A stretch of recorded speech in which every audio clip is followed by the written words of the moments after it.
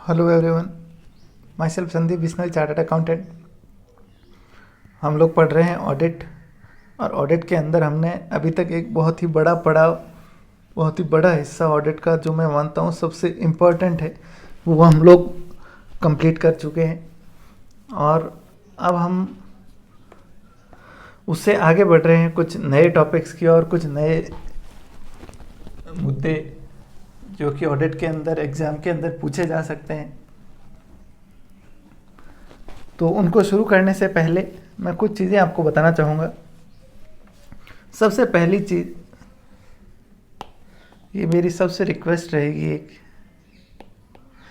कि आप जो स्टैंडर्ड्स ऑन ऑडिटिंग है, हमने जो एसेज पढ़े हैं 200 से 700 सीरीज़ तक, आप प्लीज़ एक बार फुर्सत निकालिए खुद के लिए, 2 घंटे 4 घंटे के लिए बैठिए और इस टॉपिक को एक बार क्या कीजिए, वापस से रिवाइज़ कीजिए। आप मान के चलिए एग्ज़ाम के अंदर आपको ये अच्छे मार्क्स दिला देगा। एक क्वेश्चन भी आता है तो 2 नंबर का होता है, और मैं मान के चलता हूँ 2 से 3 सवाल एसेज के ऊपर डायरेक्ट होंगे और 2 से 3 सवाल इनडायरेक्ट रूप से बेस्ड होंगे। तो करीब करीब आप मोटा मोटी मिनिमम मार्क्स, मैं कह रहा हूँ 10 मार्क्स मान के चलिए। बहुत ही वैल्यू रखते हैं 10 नंबर इस तरह के एग्ज़ाम के अंदर। आपका मेरिट में होना नहीं होना तय कर सकते हैं। तो एक बार स्टैंडर्ड्स ऑन ऑडिटिंग को तसल्ली से, 3 से 4 घंटे का टॉपिक है। मैं वैसे आपको फर्स्ट डे से कह रहा हूँ, आप 15 मिनट्स दीजिए डेली, सिर्फ 15 मिनट जो क्लास में पढ़ा है क्विकली एक बार बैठ के रिवाइज़ कर लीजिए। और अगर आप चाहते हैं कि मैं बताऊं आपको कि हमें रिवाइज़ किस तरीके से करना चाहिए, हालांकि हो सकता है आप में से कई लोगों को लगे ये ज्ञान की बात है, मतलब नहीं है, सीधा पढ़ाइए, लेकिन फिर भी आज मेरा मन है तो मैं 5 मिनट कुछ दूसरी बात करूँगा। जनरली मैं करता नहीं हूँ, टू द पॉइंट अपन क्लास शुरू करते हैं और एंड करके ख़त्म हो जाती है। लेकिन देखिए, ये जो थ्योरी सब्जेक्ट है, इनका वेटेज पहली बात आपको मान के चलना पड़ेगा एग्ज़ाम के अंदर बहुत ज़्यादा है। दूसरी चीज़ आपको ये माननी पड़ेगी कि आप सारी चीज़ें याद नहीं रख सकते। तो क्या किया जाए, किस तरीके से पढ़ा जाए? तो जैसे हम क्लास के अंदर पढ़ रहे हैं, मैं आपको हमेशा एडवाइस करूंगा, जब भी क्लास कंप्लीट हो, एक बार 15 मिनट्स 20 मिनट्स जितना भी लगे, 15 मिनट से ज़्यादा लगता नहीं है, वैसे 10 मिनट में ख़त्म हो जाता है। आप जो जो क्लास के अंदर हमने पढ़ा है एक बार सारा वापस से क्या कीजिए, दोबारा देख लीजिए। सिर्फ देखना है आपको कि अच्छा ऐसे 200 पढ़ा, इसमें 3 चीज़ें थी, ऐसे 210 पढ़ा, ऐसे 220 पढ़ा, जो भी ऐसे पढ़ा उसमें क्या क्या बातें थी, एक बार उसका ओवरव्यू देख लीजिए। ये एक बार आपका इनिशियल स्टेप है। अगर आपने ये नहीं किया तो आप पढ़ते जाओगे, भूलते जाओगे, दिमाग में आपके कोई पिक्चर क्रिएट नहीं होगी। लेकिन इससे एक धुंधली धुंधली पिक्चर बनेगी एसेज की, कि इस तरीके से हमने ऐसे पढ़े थे। अब जब भी मैं आपको कह रहा हूँ 4 घंटे के लिए आप रिवाइज़ कीजिए, तो आप ऐसा कीजिए, रिवाइज़ करने के लिए एक सिंपल प्लेन पेपर लीजिए और उस पेपर के ऊपर, मान लो मैं एक रफ पेपर के जरिए आपको बताता हूँ। जैसे आज मैं रिवाइज़ करना चाह रहा हूँ पूरे एसेज को, तो आप क्या कीजिए, प्लेन पेपर के ऊपर सबसे पहले हेडिंग लिखिए ऐसे 200 और उसका नेम लिख दीजिए ऐसे का। ठीक है, अब ये नाम लिखने के बाद आप सोचिए बैठ के, बिना आपके पास कोई सपोर्ट लिए, कोई किताब या कुछ भी नोट्स का सहारा लिए बिना, आप सिर्फ ये सोचिए कि इसके अंदर आपने क्या क्या टॉपिक पढ़े थे। आपको कुछ न कुछ ज़रूर याद आएगा। जैसे अगर मैं अब याद करता हूँ तो मुझे पहली चीज़ याद आएगी, मैंने क्या पढ़ा था, ओवरऑल ऑब्जेक्टिव्स ऑफ ऑडिटर।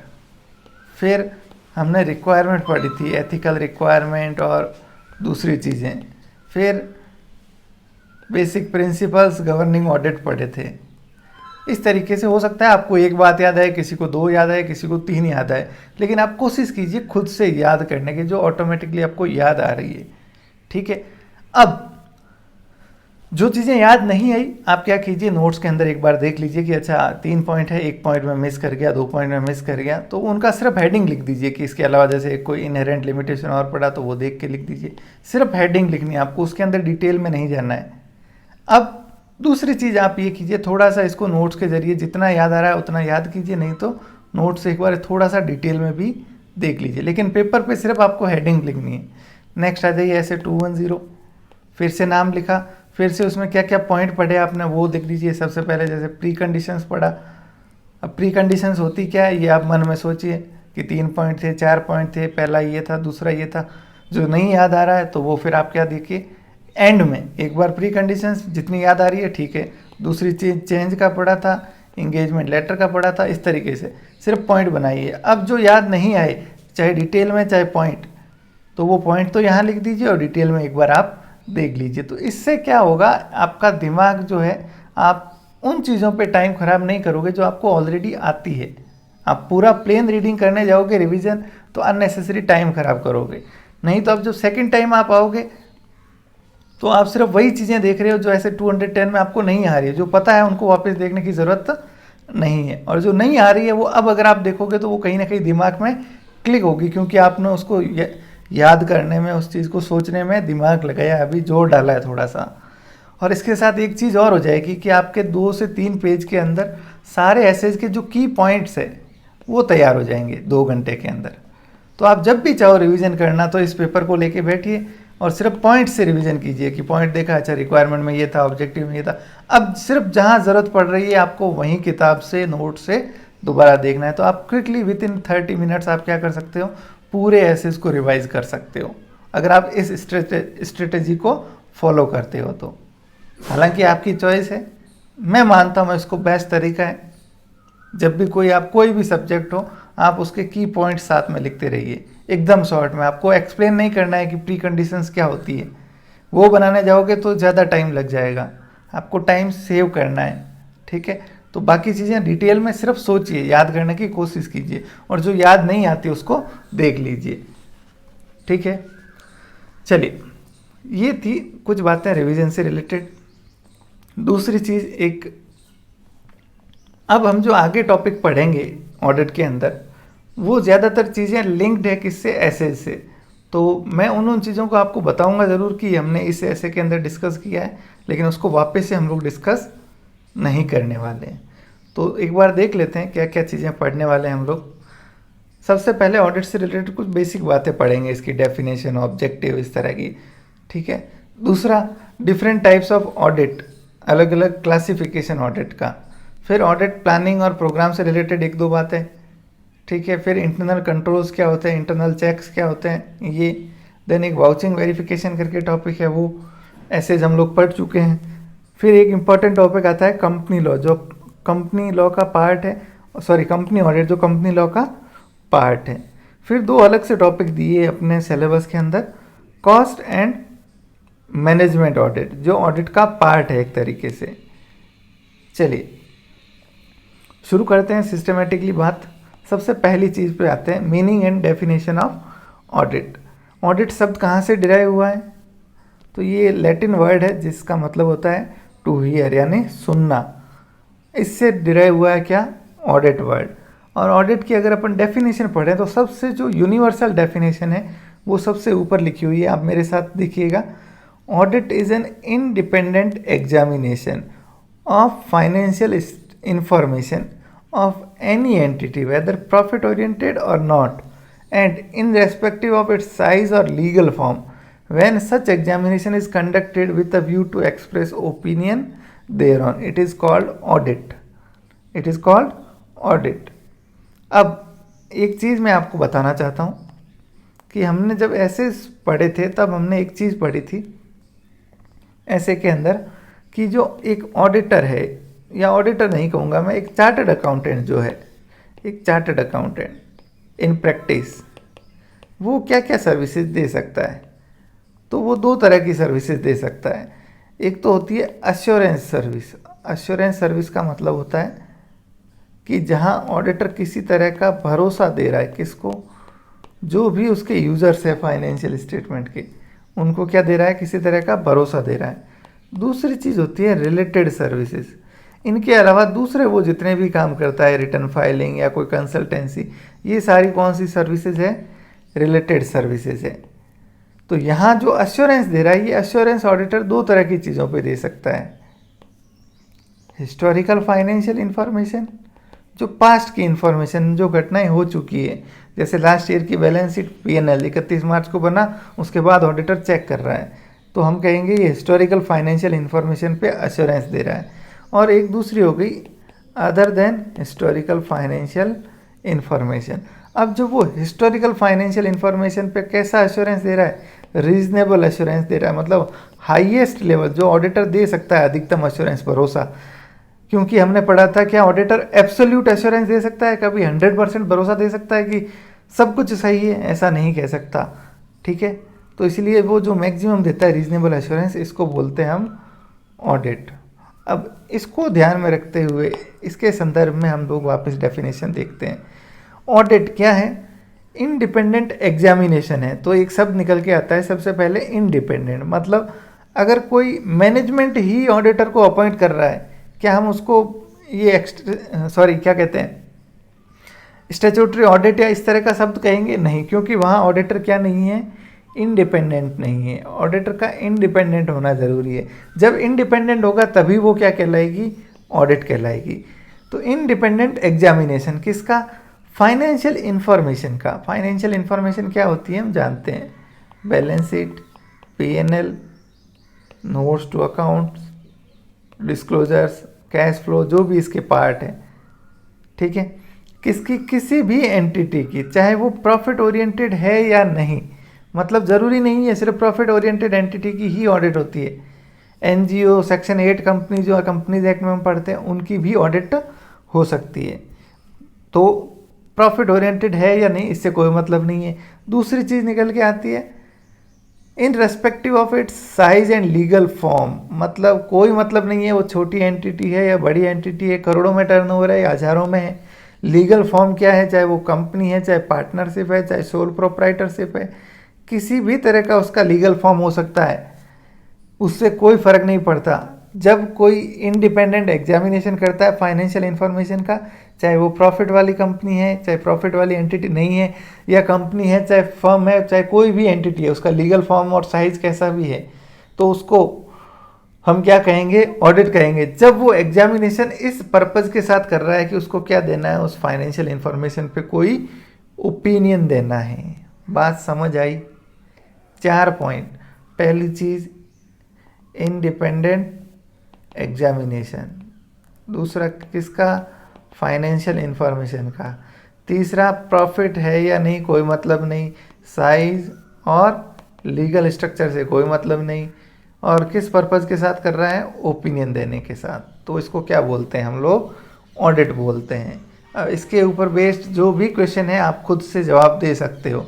कोई अगर आपसे पूछे कि ऑडिटर का जो है वो ऑब्जेक्टिव चेंज हो जाता है जैसे ही कंपनी की साइज चेंज हुई, या कंपनी का एंटिटी का साइज चेंज हुआ, या एंटिटी का लीगल फॉर्म चेंज हुआ, तो उसका ऑब्जेक्टिव चेंज हो जाता है। तो हम कहेंगे ऐसा नहीं है, ऑडिट का ऑब्जेक्टिव हमेशा से एक ही होता है कि फाइनेंशियल इंफॉर्मेशन पे ओपिनियन देना, चाहे वो प्रॉफिट ओरिएंटेड है, चाहे कोई भी फॉर्म है, उसका कोई भी साइज है, इससे कोई फ़र्क नहीं पड़ता। ठीक है, एक सवाल पूछा जाता है कि कंप्यूटर के जरिए अगर ऑडिट कर रहा है, कंप्यूटर की मदद से कर रहा है, तो ऑडिटर के ऑब्जेक्टिव चेंज हो जाता है। तो फिर से कहूँगा ऑब्जेक्टिव चेंज नहीं होता, सिर्फ ऑडिटर के काम करने का मेथड चेंज हो जाता है, उसके ऑडिट प्रोसीजर्स चेंज हो जाते हैं। ठीक है, तो नेक्स्ट चीज़ आती है इसके अंदर ऑब्जेक्टिव्स ऑफ ऑडिटिंग। ऑडिटिंग के ऑब्जेक्टिव्स क्या क्या है? देखिए, the objective of auditing are changing with the advancement of business technique. जैसे जैसे बिजनेस की टेक्निक्स बढ़ रही है, ऑब्जेक्टिव भी चीज़ें चेंज हो रही है। पहले ये सिर्फ करेक्टनेस चेक करते थे, लेकिन अब जो हम देखते हैं ट्रू एंड फेयर व्यू, बिल्कुल ट्रूथफुलनेस प्लस फेयरनेस, दोनों चीज़ों पे ऑडिट कमेंट करता है, ऑडिटर कमेंट करता है। तो मेन ऑब्जेक्टिव जो है क्या, to find the reliability of financial position, P&L statement, मतलब जो फाइनेंशियल स्टेटमेंट है, P&L है, उसकी रिलायबिलिटी को चेक करना कि वो ट्रू एंड फेयर व्यू दे रहे हैं किसका, बिजनेस और उसके ट्रांजैक्शन का। ठीक है, बैलेंस शीट में भी यही देखना। फिर इसका जो सब्सिडरी ऑब्जेक्टिव है, मतलब सेकंड ऑब्जेक्टिव, दूसरा क्या, यूँ कह सकते हैं उसी ऑब्जेक्टिव से निकला हुआ ऑब्जेक्टिव है क्या, फ्रॉड और एरर्स को क्या करना, डिटेक्ट और प्रिवेंट करना। अब एक बात बताइए, क्या फ्रॉड को रोकना ऑडिटर का काम है क्या? बताइए, क्या फ्रॉड को रोकना ऑडिटर का काम है या नहीं? ये तो समझ आ गया डिटेक्शन ऑफ फ्रॉड। क्या प्रिवेंशन ऑफ फ्रॉड भी ऑडिटर की रेस्पॉन्सिबिलिटी है, ऑडिटर का ऑब्जेक्टिव है? तो देखिए डायरेक्टली नहीं है, डायरेक्टली नहीं है, लेकिन इनडायरेक्टली सब्सिडरी ऑब्जेक्टिव ये हो जाता है। कैसे? क्योंकि ऑडिटर क्या करता है, हमने पढ़ा था, रीजनेबल अश्योरेंस ऑब्टेन करना होता है उसको। किसके बारे में? फाइनेंशियल स्टेटमेंट के बारे में, कि वो फ्री है फ्रॉड और एरर से। लेकिन जब ये करता है तो वो इंटरनल कंट्रोल्स भी चेक करता है, उसमें इम्प्रूवमेंट भी सजेस्ट करता है, ताकि फ्रॉड और एरर होने से रुके, उनको प्रिवेंट किया जा सके। ठीक है।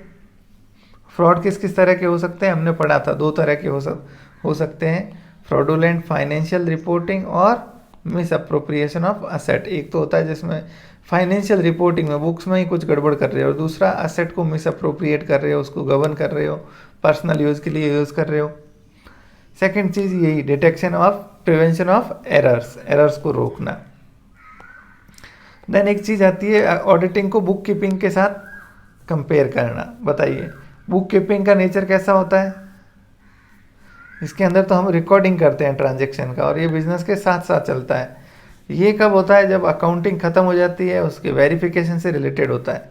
ठीक है। ऑब्जेक्ट क्या है इसका? रिकॉर्ड करना, जबकि इसका क्या है? ट्रूथफुलनेस और फेयरनेस चेक करना। क्वालिफिकेशन कोई भी बुक कीपर हो सकता है, लेकिन एक ऑडिटर जो है वो प्रोफेशनल होना चाहिए, सीए या कोई भी जो भी स्पेसिफाइड है। रिपोर्टिंग होती है क्या? बुक कीपर को तो कोई रिपोर्टिंग नहीं करनी, उसको सिर्फ रिकॉर्डिंग करनी है, लेकिन इसको रिपोर्ट करना होता है। स्टेटस क्या होता है? ये एम्प्लॉय होता है, ये एम्प्लॉय नहीं होता। इसका स्कोप लिमिटेड होता है, इसका स्कोप लॉ तय करता है। देन इसके बाद हम लोग आते हैं ऑब्जेक्टिव्स ऑफ ऑडिट। देखिए सिंपल बातें हम लोग पढ़ चुके हैं, इनको अच्छे तरीके से डिस्कस कर चुके हैं, तो आप सिर्फ सुनिए और ध्यान से सुनिए। ऑब्जेक्टिव्स ऑफ ऑडिट, ऑब्जेक्टिव हम जानते हैं ऑडिटर के, तो ऑडिट का भी ऑब्जेक्टिव कुछ उससे जुड़ा ही होगा। क्या होगा? सबसे पहले तो कमेंट करना ट्रूथफुलनेस एंड फेयरनेस पे, ट्रू एंड फेयर व्यू दे रहे हैं या नहीं। देन फ्रॉड और एरर, देन उनका प्रिवेंशन किस तरीके से, इंटरनल कंट्रोल्स में इम्प्रूवमेंट सजेस्ट करके। हालांकि ये ऑडिटर की मेन जो पर्पज़ है वो नहीं है, लेकिन सब्सिडरी पर्पज़ है। देन मैनेजमेंट को एडवाइस करना इन्हीं इंटरनल कंट्रोल्स पे, ascertainment of true position of business and, और जो भी हमें एसेस के अंदर बताए जाते हैं क्या, ऑब्जेक्टिव्स, वो सारे। और क्या हो सकते हैं अलग ऑब्जेक्टिव्स इसके अलावा? वही ऑडिट एविडेंस, रिस्क असेसमेंट और इस तरह की चीज़ें। देन एक चीज़ आती है basic principles governing and audit, हम लोग अच्छे से डिस्कस कर चुके हैं।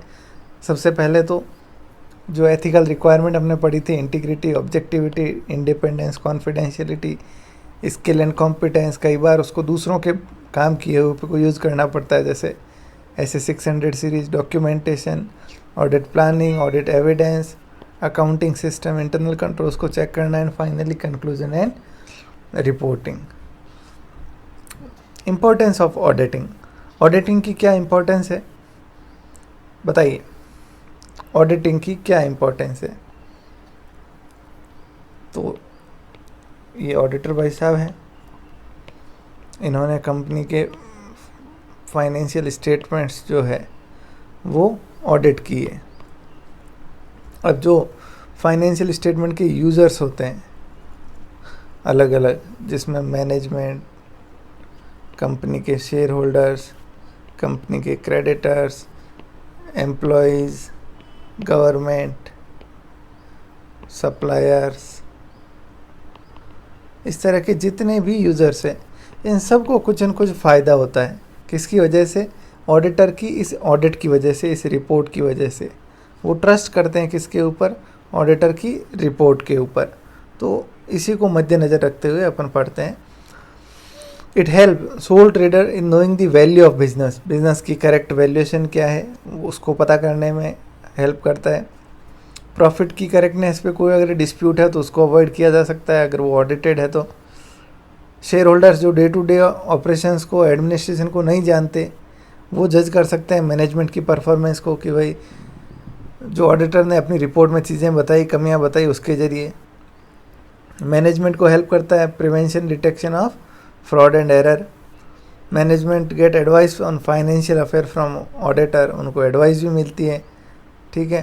क्रेडिटर्स की बात करें तो डिपेंड करते हैं वो किसके ऊपर, कंपनी के ऑडिटेड फाइनेंशियल स्टेटमेंट पे, ये देखने के लिए कि कंपनी को लोन दिया जाए या नहीं दिया जाए। गवर्नमेंट की बात करें तो जो टैक्स अथॉरिटीज़ है वो डिपेंड करते हैं टैक्स लाइबिलिटी सेटल करने के लिए, गवर्नमेंट के लिए सब्सिडीज़ देने के लिए, इंश्योरेंस कंपनी को इंश्योरेंस क्लेम सेटल करने के लिए, ठीक है। अमालगमेशन के अंदर परचेज कंसिडरेशन कैलकुलेट करने के लिए। तो मल्टीपल जितने भी यूज़र्स हैं सबको कुछ न कुछ इसका फ़ायदा होता है। फिर नेक्स्ट चीज़ आती है टाइप्स ऑफ ऑडिट। देखिए हम प्लेन रीडिंग कर रहे हैं, सिंपल चीज़ें हैं, इसीलिए जब हम इसको वापस क्विकली एक बार रिवाइज करेंगे सारी चीज़ों को, तब ये चीज़ें दिमाग में परमानेंट आपके फिट हो जाएगी। तो अभी कोई चिंता करने की बात नहीं है, आप सिर्फ सुनते जाइए। टाइप्स ऑफ ऑडिट, सबसे पहले हम देखते हैं क्लासिफिकेशन बेस्ड ऑन ओनरशिप, कि जो एंटिटीज़ है अलग अलग संस्थाएं, उनकी ओनरशिप के आधार पर किस किस तरह की ऑडिट हो सकती है। पहली प्रोप्राइटरशिप ऑडिट, बताइए प्रोप्राइटरशिप फर्म का कहीं कोई रजिस्ट्रेशन होना ज़रूरी होता है क्या? कोई रजिस्ट्रेशन नहीं होता। तो क्या कहीं वहाँ ऐसी रिक्वायरमेंट है कि ऑडिट करवाना कंपलसरी है, या चार्टर्ड अकाउंटेंट से ऑडिट होनी चाहिए, हर साल होनी चाहिए, 5 साल में एक बार होनी चाहिए? ऐसा कुछ भी नहीं है। सोल प्रोप्राइटर मतलब एक अकेला आदमी अपने नाम पे बिजनेस चला रहा है, तो वो चाहे तो अपनी ऑडिट करवा सकता है। और जो ऑडिटर ऑडिट करेगा उसका स्कोप, उसके ऑब्जेक्टिव सब किस पे डिपेंड करते हैं? जो ऑडिट का एग्रीमेंट है और जो इंस्ट्रक्शन उसको प्रोप्राइटर के द्वारा दिए गए हैं, क्योंकि लॉ की कोई रिक्वायरमेंट नहीं है।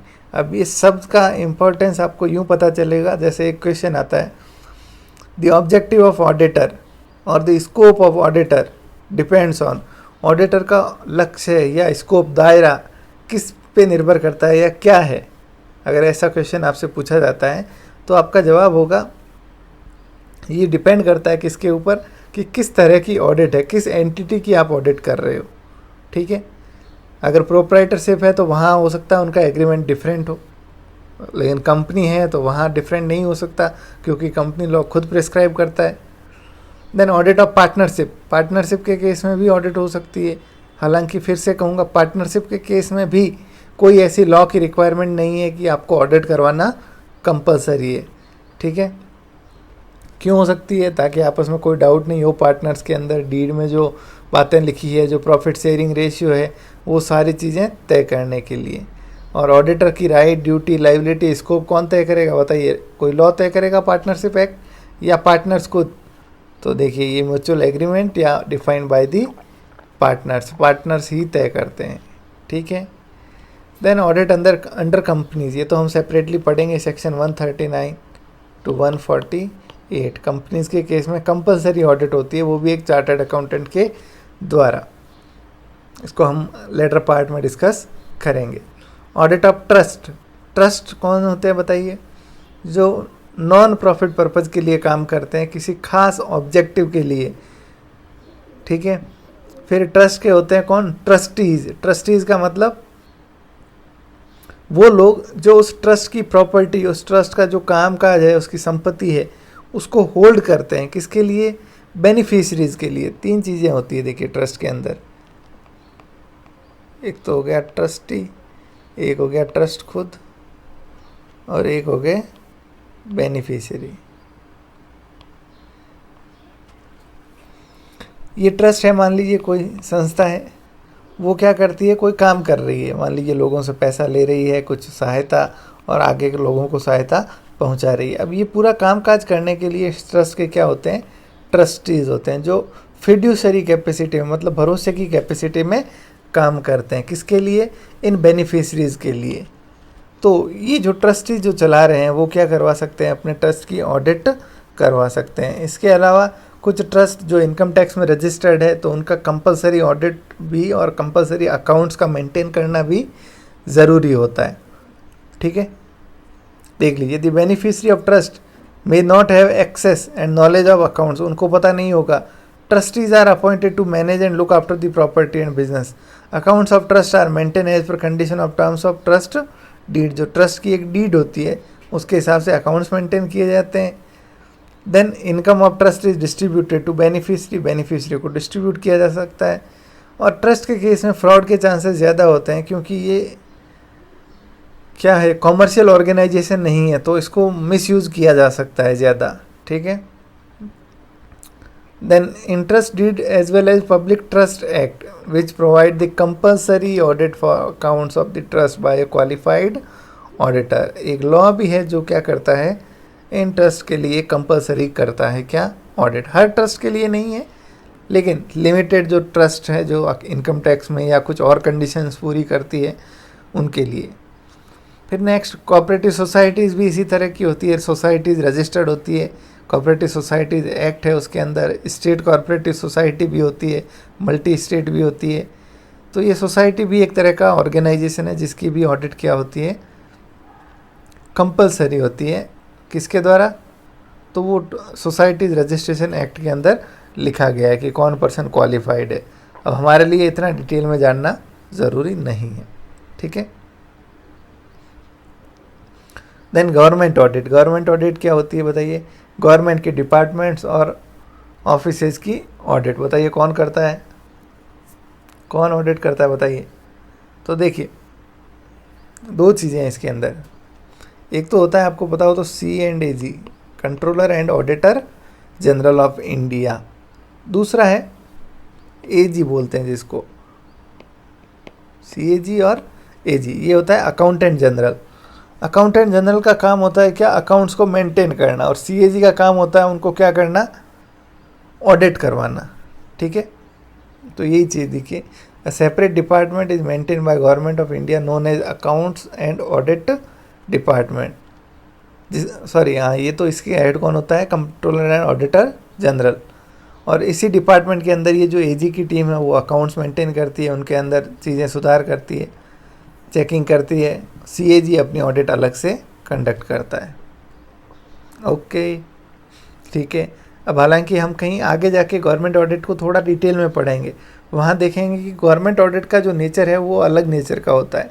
नॉर्मली जो ऑडिट होती है वो प्रोप्राइटरी नेचर की नहीं होती है। प्रोप्राइटरी का मतलब जो ऑडिटर है वो क्या करता है, जो ट्रांजैक्शन साल में हुए, जो जो खर्चे किए, जो जो इनकम हुई, सिर्फ उनको देखता है कि भाई ये आप जो बता रहे हो कि ये एक्चुअल में हुए या नहीं, प्लस इनको सही से दिखा रहे हो या नहीं।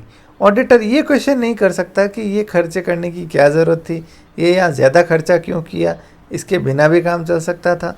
ये प्रश्न करना ऑडिटर का काम नहीं है, ठीक है। मतलब ऑडिटर बिजनेसमैन की कुर्सी पे बैठ के सवाल नहीं कर सकता कि भैया ये पैसा क्यों खर्च किया, ये ज़्यादा क्यों खर्च किया।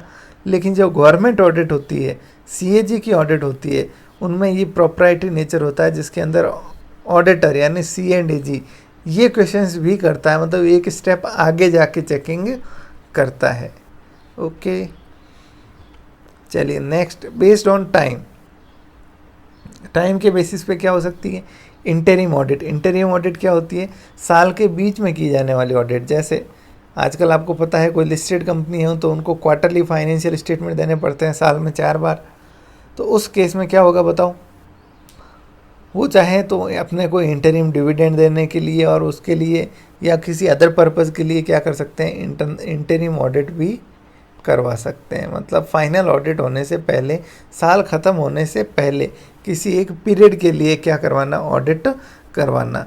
इसको दूसरी भाषा में बोला गया है कि जो ऑडिट 2 एनुअल ऑडिट के बीच में होती है। 2 एनुअल ऑडिट का मतलब ये 31 मार्च को ख़त्म हुआ और ये अगला साल आया तो फिर से ऑडिट होगी। इन दोनों के बीच में अगर कहीं ऑडिट हो रही है तो उसको क्या कहते हैं, इंटरिम ऑडिट कहते हैं। मतलब एक ऑडिट इस साल की, एक अगले साल की, उसके बीच में अगर कोई और ऑडिट हो रही है तो उसको इंटरिम ऑडिट बोलेंगे। देन होती है कंटिन्यूस ऑडिट। कंटिन्यूस ऑडिट का मतलब होता है ऐसी ऑडिट जो साल भर चलती है। मतलब बैंक के केस में हम लोग देखते हैं, क्योंकि वहाँ ट्रांजैक्शन का वॉल्यूम इतना होता है, इतने सारे ट्रांजैक्शन होते हैं कि ऑडिटर के लिए ये संभव नहीं है कि वहाँ साल ख़त्म होने तक इंतजार करे और उसके बाद जाके 1 महीने में पूरे साल के ट्रांजैक्शन चेक करे। तो वो क्या करता है, कंटिन्यूसली साल भर थोड़े थोड़े इंटरवल से आके ऑडिट करता रहता है, जैसे वीकली, मंथली, क्वार्टरली, कुछ भी हो सकता है। देखिए, the continuous audit is conducted throughout the year और at the regular short interval of time. Throughout the year या हर थोड़े समय बाद आके ऑडिट की जाती है। The continuous audit involve detail examination of all transaction bye auditor attending at regular interval से वीकली, फोर्टनाइटली, मंथली। इस तरीके से वो क्या करता है, वीकली, हर 7 दिन से, 15 दिन से, महीने भर से आके जो जो ट्रांजेक्शन हुए उनका डिटेल में चेकिंग करता है। ठीक है, तो इस केस में ऑडिटर का एक स्टाफ हमेशा क्या रहेगा, एंटिटी पर ही रहेगा, वहीं काम करेगा, वहीं चेक करेगा। जैसे ही ट्रांजैक्शन हुए साथ में उसकी ऑडिट भी हो गई, तो इसीलिए इसको क्या कहते हैं, कॉन्करेंट ऑडिट कहते हैं बैंक के केस में। वैसे इसको अगर टाइम के आधार पे देख रहे हैं तो हम क्या कहते हैं, इसको कंटिन्यूस ऑडिट। अब एक सवाल है कि ये कंटिन्यूस ऑडिट के फ़ायदे क्या है, आप ही बताओ सोच के। कंटिन्यूस ऑडिट है तो बताइए, ट्रांजैक्शन के कोई छूट जाने के चांसेस कम होंगे, प्लस ईयर एंड पे ऑडिटर जाता है तब हो सकता है कंट्रोल्स को मैनिपुलेट किया जा सकता है ऑडिटर को दिखाने के लिए। लेकिन जब साल भर ही ऑडिटर वहीं रह के चेक कर रहा है तो जो एक्चुअल हैपनिंग है वहाँ जो चीज़ें हो रही है ऑडिटर उनको क्या कर सकता है, देख सकता है। कोई फ्रॉड जो साल के शुरू में आकर हुआ, नॉर्मल केस में क्या होगा, वो साल भर होता रहेगा क्योंकि उसको कोई रोकने वाला ढूंढने वाला नहीं है। जब ऑडिटर उसको पकड़ेगा तब भी सुधार होगा। लेकिन कंटिन्यूस ऑडिट के केस में क्या हो सकता है, वो शुरुआत में ही उसको डिटेक्ट किया जा सकता है। तो देखते हैं, कंप्लीट चेकिंग सबसे पहले तो throughout the year, sufficient time मिल जाता है। प्रॉपर प्लानिंग वो कर सकता है। फिर अर्ली डिटेक्शन फ्रॉड और एरर का। अकाउंट्स क्या रहते हैं, अप टू डेट रहते हैं, और जो अकाउंट स्टाफ है उसकी भी एफिशिएंसी, उसकी भी काम करने की क्षमता बढ़ जाती है क्योंकि रेगुलर उनको क्या होता है, चेक करने का खतरा रहता है, रेगुलर उनकी चेकिंग होती रहती है ऑडिट के द्वारा, तो वो भी अपने काम को अप टू डेट रखते हैं और साथ में वैल्यूएबल सजेशन अपने देते रहते हैं। ठीक है, डिसएडवांटेज क्या है, ये थोड़ा एक्सपेंसिव है क्योंकि जब इतना ज़्यादा काम कर रहा है तो चार्ज भी करेगा। फिर ये रूटीन वर्क के अंदर हैम्पर भी करता है, परेशान भी करता है जब एक परमानेंट ऑडिट का बंदा आके बैठ जाता है। अगर आप गवर्नमेंट ऑर्गेनाइजेशन के अंदर देखोगे, जैसे मैं जहाँ प्रेजेंटली वर्क कर रहा हूँ वहाँ पे इस तरह की कंटिन्यूस ऑडिट होती है। जो एजी की टीम है वो आके क्या करती है, अलग अलग ऑफिस का साल भर ऑडिट करती रहती है। तो इस वजह से जो रूटीन वर्क होता है वो काफ़ी प्रभावित होता है क्योंकि वो उनकी जो रिक्वायरमेंट है उसको फुलफ़िल करने में कई तरह के रिकॉर्ड्स, कई तरह की फाइल्स जिन पे रेगुलर कंटिन्यूस वर्क चल रहा है वो भी क्या होती है, 15 दिन के लिए चली गई, 20 दिन के लिए चली गई। तो कुल मिला के इससे काम प्रभावित होता है क्योंकि किसी भी ऑर्गेनाइजेशन का काम ऑडिट तो है नहीं, उनका मेन काम तो कुछ और होगा, तो वो कहीं ना कहीं प्रभावित होता है। फिर अल्ट्रेशन ऑफ फिगर, ये एक चांस है कि वो ऑडिट होने के बाद उसको चेंज किया जा सकता है। फिर losing link in the audit work, काम कंप्लीट होता नहीं है, चलता रहता है, तो वो कहीं ना कहीं कड़ियाँ जुड़ती नहीं है, चीज़ें छूटती जाती है। ठीक है, नेक्स्ट देखिए फाइनल ऑडिट क्या होता है।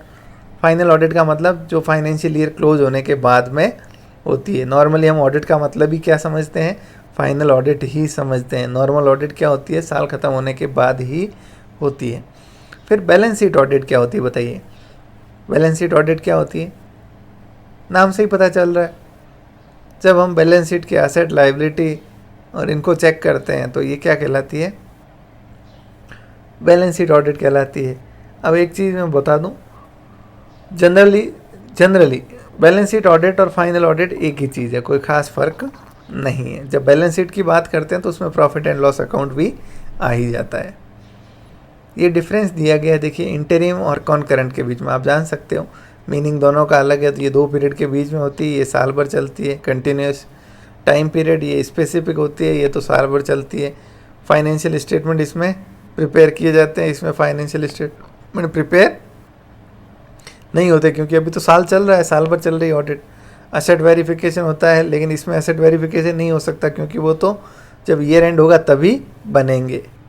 फिर इंटरनल और स्टैट्यूटरी ऑडिट के अंदर डिफरेंस, ये आप ज़रूर देखें। इंटरनल ऑडिटर किसका होता है, मैनेजमेंट का, ये शेयर होल्डर्स या गवर्नमेंट के द्वारा लगाए जाते हैं। इंडिपेंडेंस बताइए, इंटरनल कंट्रोल की इंटरनल ऑडिटर की ज़्यादा होगी या बाहर वाले की। तो यहाँ तो एक फंडामेंटल रेस्पॉन्सिबिलिटी है कि इंडिपेंडेंट होना ज़रूरी है, यहाँ ऐसा ज़रूरी नहीं है। क्वालिफ़िकेशन कोई प्रिस्क्राइब नहीं है, यहाँ एक सीए होना ज़रूरी है। देन रेस्पॉन्सिबिलिटी, वो किसको रेस्पॉन्सिबल है, मैनेजमेंट को। ये किसको रेस्पॉन्सिबल है, शेयर होल्डर्स को। पीरियड ये कवर करता है कोई भी पीरियड, कोई ज़रूरी नहीं है, लेकिन ये तो financial year to financial year चलता है। इसका ऑब्जेक्ट क्या है, जो एग्जिस्टिंग सिस्टम है कंपनी का उसको इम्प्रूव करना, उसमें सजेशंस देना, कहाँ लीकेज हो रही है, कहाँ एफिशिएंट नहीं है वर्किंग। जबकि जो स्टैट्यूटरी ऑडिटर है, एक्सटर्नल ऑडिटर है, उसका तो ऑब्जेक्टिव बड़ा क्लियर है कि आप फाइनेंशियल स्टेटमेंट पे ओपिनियन देना, whether they are free from material misstatement either due to fraud और एरर। क्या वो फ्री है मटेरियल मिस स्टेटमेंट से, चाहे फ्रॉड या चाहे एरर की वजह से होने वाली। ठीक है, स्कोप कौन तय करता है, मैनेजमेंट। और वहाँ चलिए देख लेना आप। नेक्स्ट आती है एफिशिएंसी ऑडिट। देखिए एफिशिएंसी नाम से ही पता चल रहा है, क्या देख रहे हैं हम, एफिशिएंसी का मतलब क्या होता है, किसी का इफेक्टिव और एफिशिएंट दो वर्ड है। इफेक्टिव होने का मतलब क्या होता है और एफिशिएंट होने का मतलब क्या है। देखिए अगर अपन सिंपल एग्जांपल लें, कोई अगर आप काम कर रहे हो, लेबर वर्क कर रहे हो, 3 घंटे आपने काम किया और 3 घंटे में आपने क्या आउटपुट निकाला, जैसे आपने 10 यूनिट बनाई कोई चीज़ की 3 घंटे के अंदर। दूसरे व्यक्ति ने क्या की, उसी 3 घंटे के अंदर फास्ट काम करते हुए 15 यूनिट बना ली। किसको हम बोलेंगे ज़्यादा इफ़ेक्टिव, किसको हम बोलेंगे इफ़ेक्टिव या किसको बोलेंगे एफिशिएंट, बताइए। 15 जो बना रहा है उसको इफ़ेक्टिव बोलेंगे या 10 वाले को बोलेंगे, या 15 वाले को एफिशिएंट बोलेंगे या 10 वाले को एफिशिएंट बोलेंगे, बताइए। तो ये जो टर्म है ये डिपेंड करती है एक तो टाइम के ऊपर या प्रोडक्शन के ऊपर। जैसे अगर जो 15 बना रहा है हम उसको कहेंगे वो ज़्यादा एफिशिएंट है, उसने कम समय में ज़्यादा बना ली, लेकिन उसका जो प्रोडक्ट की क्वालिटी है वो ख़राब है। 15 जो बना तो दिए लेकिन बेकार बनाए, तो हम कहेंगे बनाए भले लेकिन वो इफ़ेक्टिव नहीं है। तो एफिशिएंसी में वो हायर हो सकता है लेकिन इफ़ेक्टिवनेस में वो मात खा गया। तो कहने का मतलब ये है कहीं ना कहीं ये दोनों टर्म आपस में जुड़ी हुई है। ठीक है, अब जब हम बात करते हैं एफिशिएंसी ऑडिट की, तो ऐसी ऑडिट जिसमें ऑडिटर क्या कर रहा है, एफिशिएंसी को देख रहा है कि बिजनेस जो है वो एफिशिएंटली काम कर रहा है या नहीं कर रहा है। पढ़ते हैं ज़रा क्या दिया गया है। Audit examine all the aspect of business activities, her business की एक्टिविटी का एस्पेक्ट, हर एरिया हम देखेंगे बिजनेस का, एंड देयर प्रोप्राइटरी। ठीक है, it is found out as what modification or changes are required to enhance the efficiency audit। मतलब audit that examine, जो examine करता है, चेक करता है बिजनेस एक्टिविटी के सारे aspect and their propriety। It is found out as what modification or changes are required to enhance the overall efficiency। In this type of audit, the auditor not only examine the accounts and other activities of business but also tender valuable advice so that plan of business may be implemented more effectively, economically, with the object of achieving more success। The objective is not to discover fraud and error but it is to motivate each and every employee to work with sincerely, honesty and trust। कहने का मतलब होता है जब efficiency audit करते हैं तो मकसद ऑडिटर का फ्रॉड एरर को ढूंढना नहीं रह के उससे ज़्यादा होता है कि वो बिज़नेस की हर एक्टिविटी को देखे और वहाँ कैसे एफिशिएंसी लेके आई जा सकती है, कैसे इफ़ेक्टिवनेस लेके आई जा सकती है। जैसे आइडल टाइम है उसको रिड्यूस करना, कहाँ रिसोर्सेज ज़्यादा वेस्ट हो रहा है, कोई मटेरियल वेस्ट हो रहा है, कहीं रेवेन्यू का लीकेज हो रहा है, अननेसेसरी हायर प्राइस पे अपन खरीद रहे हैं मटेरियल। तो इन सब चीज़ों में क्या करना, अपने वैल्यूएबल सुझाव देना उनको चेक करके बिजनेस की हर एक्टिविटी में, प्लस एम्प्लॉयज़ को मोटिवेट करना कि आप सिंसियरली, ऑनेस्टली, ट्रस्ट के साथ इफ़ेक्टिवली वर्क करें। तो ये वो क्या कहलाती है, efficiency audit. Then proprietary audit. Proprietary audit क्या होती है, अभी हमने सुना था थोड़ा सा इसके बारे में। Auditor must look into whether management has acted wisely और नॉट। ये देखना है कि मैनेजमेंट ने बुद्धिमानी से काम किया या नहीं। एक जो नॉर्मल ऑडिटर होता है कंपनी का ऑडिटर, क्या वो जाके मैनेजमेंट की बुद्धिमानी पे सवाल करता है, बिल्कुल नहीं, बिल्कुल नहीं, उसका काम ये नहीं है। उसका काम है बुक्स ऑफ अकाउंट से मैच होने चाहिए अकाउंट्स, ठीक है। ट्रांजैक्शन जो है वो मैच होने चाहिए, ट्रू होने चाहिए, और दूसरा फेयरली प्रेजेंटेड होने चाहिए। ये नहीं देखना कि मैनेजमेंट ने सही किया या नहीं किया। लेकिन प्रोप्राइटरी ऑडिट में auditor must see the decision taken were in good faith और नोट, उसने गुड फेथ में डिसीजन लिए मैनेजमेंट ने या नहीं, मतलब कोई गलत इरादे के साथ, कोई गलत नुकसान पहुंचाने के साथ तो नहीं किया। जैसे फैक्टर्स लाइक नेपोटिज्म, जानते हो नेपोटिज्म अभी चल रहा था जो करण जौहर वाला, फिर रिकमेंडेशन, ब्राइब, इस तरह की घूसखोरी might have overwhelm the management and in spite of prudence the management might have tilted to some degree by such considerations. मतलब हो सकता है मैनेजमेंट ने गुड फेथ में काम नहीं किया, और नेपोटिज्म मतलब किसी के रिकमेंडेशन पे किसी के रिश्तेदार को नौकरी पे लगा दिया, किसी को टेंडर दे दिया, किसी को काम दे दिया, रिश्वत, इस तरह की चीज़ों में इन्वॉल्व होना, गुड फेथ में काम नहीं करना। The auditor must examine the decision in the light of expenditure involve in implementing them. Her decision को ऑडिटर को देखना होता है कि भाई इसमें, इस प्रोजेक्ट में कितना खर्चा आ रहा है, इसकी क्या ज़रूरत थी, क्या इसको कम पैसे में भी किया जा सकता था या नहीं। तो ये विजडम और फेथफुलनेस को चेक करता है, ठीक है, ओके। जैसे C&AG ने कहा कॉमनवेल्थ घोटाला जो हुआ उसके अंदर कितने 70 लाख करोड़ का घोटाला हुआ। अब 70 लाख करोड़ कैसे हुआ फ्रॉड, बताइए। आप लोग जानते हो, सुना तो होगा आपने कॉमनवेल्थ फ्रॉड के बारे में। कॉमनवेल्थ गेम हुए थे इंडिया के अंदर, करीब याद है लगभग 2009-10 की बात है ये। तो कॉमनवेल्थ गेम्स के अंदर क्या हुआ, इंडिया में होने थे गेम, तो अपने यहाँ पे अलग अलग स्टेडियम, जो दुनिया भर से खिलाड़ी आने वाले थे उनके रहने, पूरा एक स्पोर्ट कॉम्प्लेक्स तैयार किया गया था, बड़ा एरिया, बड़ी सिटी के टाइप में डेवलप किया, जिसके अंदर पूरी स्पोर्ट्स से जुड़ी ये चीज़ें तैयार कर रहे थे। तो उनके अंदर उन्होंने जो एक नॉर्मल फर्श के अंदर टाइल जो यूज़ कर रहे हैं, मान लो वो टाइल यूज़ की 500 रुपये स्क्वायर मीटर, ठीक है। C&AG ने जब ये पूरा कार्यक्रम इनका हो गया, बन गया, तो उन्होंने खर्चों का, एक्सपेंडिचर का ऑडिट किया, और उन्होंने देखा कि भाई जो 500 रुपये स्क्वायर मीटर ये परचेज़ कर रहे हैं, कोई दिक्कत नहीं है, माल सही है, सब कुछ लगा हुआ है, कहीं कोई गड़बड़ नहीं है। लेकिन जब इन्होंने इसका भाव तोल देखा मार्केट में, तो ये 10 से 20 रुपये स्क्वायर मीटर पे ये मार्बल, ये टाइल्स अवेलेबल थी।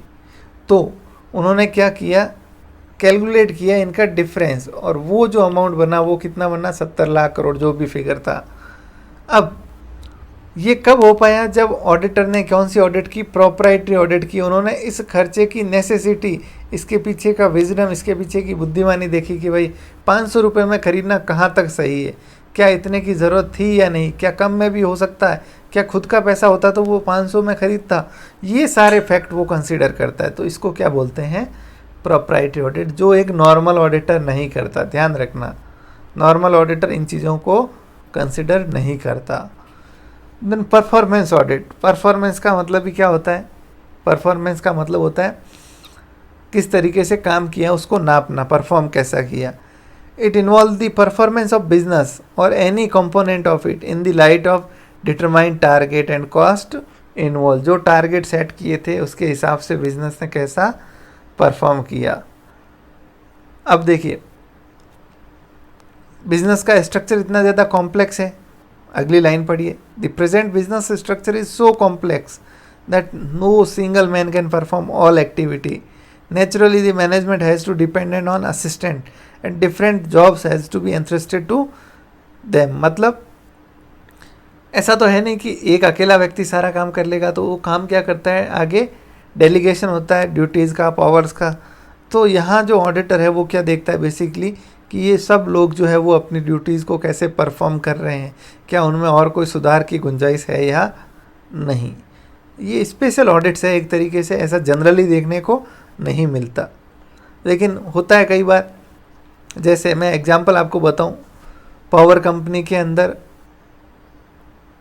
जो डिस्ट्रीब्यूशन कंपनी है, मतलब जो बिजली को आगे क्या करती है, डिस्ट्रीब्यूट करती है, उनके अंदर लॉस होता है जिसको बोलते हैं लाइन लॉस। लाइन लॉस का मतलब जैसे 100 यूनिट बिजली जीएसएस से निकली जो सब स्टेशन है जहाँ से 100 यूनिट बिजली रवाना हुई वायर्स के जरिए, अलग अलग कंज्यूमर्स के छोटे छोटे कनेक्शन है सब। जब साल महीने के एंड में ये जितने भी कस्टमर थे इन सब के बिल की टोटल की तो हमें पता चला कि 80 यूनिट का ही बिल जारी हुआ है टोटल सब मिला जुला के, और मतलब इसका ही पैसा अपने पास आया। तो 20 यूनिट कहाँ गई? तो 20 यूनिट बीच में ये लाइन लॉस हो गया। क्या हो गया? लाइन का लॉस हो गया। अब इसमें किसी ने हो सकता है अवैध वायर लगा के चोरी की, कुछ नेचुरली लॉस हो जाती है बिजली, ठीक है, किसी ने लोड ज़्यादा चला लिया, और इस तरीके से कई तरह के फैक्टर्स होते हैं। अब मान लो इस कंपनी का मैनेजमेंट जो है वो चाहता है क्या करें, हम इसमें कुछ सजेशन चाहते हैं कि इस लॉस को 20% लॉस को कैसे कम किया जाए। तो वो क्या कर सकता है? अपनी परफॉर्मेंस ऑडिट करवा सकता है कि भाई आपके स्टाफ सही से काम नहीं कर रहे हैं, वो प्रॉपर विजिलेंस और इस तरह की चीज़ें करे तो हो सकता है रुक सकती है ये लॉसेस और इस तरीके की चीज़ें। फिर बेस्ड ऑन ऑब्जेक्टिव, ऑब्जेक्टिव के आधार पे ऑडिटर कितनी तरह की हो सकती है। इंटरनल ऑडिट होती है, हम लोग डिस्कस करेंगे आगे। जब इंटरनली मैनेजमेंट के द्वारा पर लगाया गया कोई पर्सन कंपनी को फाइनेंशियल स्टेटमेंट को या उसके इंटरनल कंट्रोल्स को उनको टेस्ट करता है, चेक करता है ताकि उनमें सजेशन दे सके। दूसरा कॉस्ट ऑडिट होती है, कंपनी के जो कॉस्ट रिकॉर्ड होते हैं, कंपनी के जो कॉस्ट के रिकॉर्ड होते हैं मटेरियल, लेबर और ओवरहेड के, उनका वेरिफिकेशन, उनकी चेकिंग, ये भी डिस्कस करेंगे। सेक्रेटरियल ऑडिट क्या होती है? जो कंपनी सेक्रेटरीज है उनका काम क्या होता है? कंप्लायंस का काम होता है। कंप्लायंस का काम होता है कि कंपनी जो है वो कंप्लाई कर रही है या नहीं, अलग अलग जो भी उसके ऊपर लॉ एंड रेगुलेशन एप्लीकेबल हो रहे हैं। तो ये ऑडिट के अंदर देखा जाता है बेसिकली कि जो बुक्स मेंटेन करनी होती थी वो की कि नहीं, सेंट्रल गवर्नमेंट से जहाँ कंपनी लॉ बोर्ड से अप्रूवल जितनी भी कंप्लायंस थी वो पूरी हो रही है या नहीं। इंडिपेंडेंट ऑडिट क्या होती है? जो हम लोग देखते हैं, जो एक्सटर्नल ऑडिट होती है, जो नॉर्मली कंपनी की ऑडिट होती है, वो कौन सी होती है? Independent audit. फिर टैक्स ऑडिट क्या होती है? एक सेक्शन आता है 44A(b), हम डिस्कस करेंगे कहीं, या आप टैक्स के अंदर पढ़ते होंगे, पढ़ोगे, जिसके अंदर क्या होता है, कंपनी की टैक्स लायबिलिटी जो है वो निर्धारण करने के लिए या एक सर्टेन लिमिट से अमाउंट से ज़्यादा अगर आपकी इनकम है, टर्नओवर है, तो आपको कंपलसरी एक चार्टर्ड अकाउंटेंट से क्या करने होंगे? अपने अकाउंट्स को ऑडिट करवाने होंगे। ठीक है, चलिए